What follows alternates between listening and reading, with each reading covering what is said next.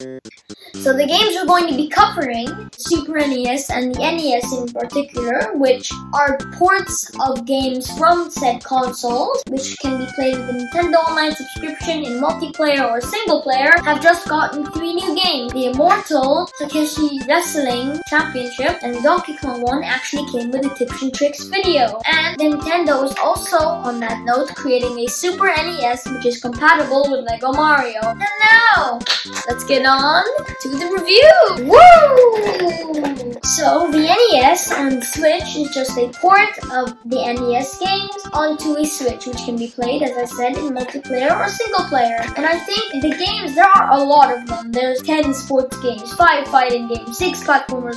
There's tons of games, and there's probably enough games to keep you playing for 1 or 2 years. That's how many. Plus the games, it's not that big of a, pro, but I really like how they have the sticker at the end that tells you what genre the game is, which is pretty nice and cool, and some of the games on there are really good. But overall, I think the game lineup is not spectacular. Most of the games are average at best, with like maybe 10 ones which I would really consider good games. I think overall, I give it a 6 out of 10. I mean, you should get it only because I recommend Nintendo Online, but not for any other reason. The Super NES, which is the same concept but with SNES games, and this one, in contrast to the previous one, has a lot better lineup. I think every game on it is a very good game, and not only that, the graphics are, again, because of it being a SNES game, a lot more better and a lot more unique, shall we say it.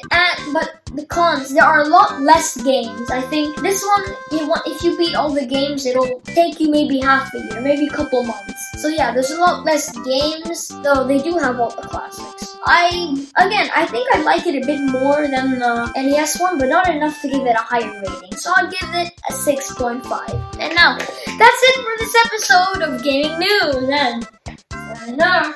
Woo!